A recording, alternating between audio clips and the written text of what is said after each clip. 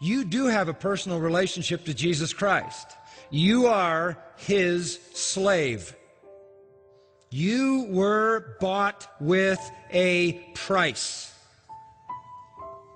There is no more defining expression in terms of what it means to be a slave. It means to be owned. I would like to invite you to become a slave of Jesus Christ. I would like to invite you to give up your independence. Give up your freedom. Submit yourself to an alien will. Abandon all your rights. Be owned by, controlled by the Lord. That's really the gospel. We're asking people to become slaves. I don't hear a lot of that slave talk today, do you? They weren't asked, say there, Mr. Slave, what would you like to do to be fulfilled? They weren't asked, what do you think your purpose is? Can you dream your dream so I, your master, can fulfill it? If there is a slave, let me tell you something, there is a Lord. If there is a slave, there is a master. If there's a master, there's a slave. You don't call yourself a master if you don't have a slave, and you're not a slave if you don't have a master. That's why the New Testament never even bothers to defend the idea, as it were, of whether or not when you come to Christ, He is your Lord.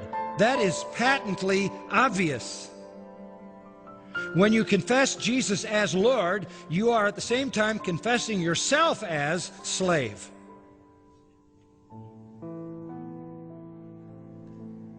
A slave is someone whose life belongs totally to someone else.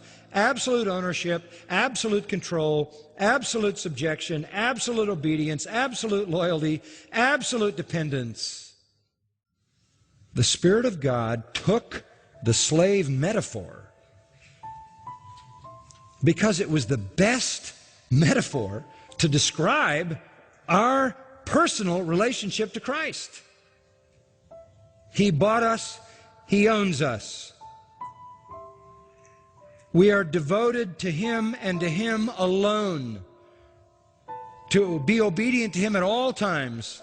We have no will but His will. He is our Lord. We confess Him as Lord.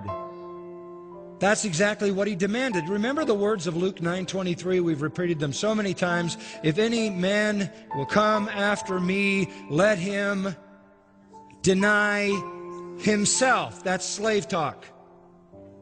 That's slave talk. Take up his cross and follow me. It's the end of you. The end of your life. You're finished. It's over. You're done. You are now the slave of Jesus Christ. Being a slave to Jesus Christ is beyond any kind of slavery that anybody ever knew, because this master, listen to this one, makes us sons and gives us all the rights of His own sons. He adopts us into His family, calls us joint heirs with Christ, takes us to heaven, where we rule and reign from His own throne, and pours out all the lavish riches in His possession forever and ever and ever for our own unmitigated joy and His own glory. Who wouldn't want to be a slave under that master?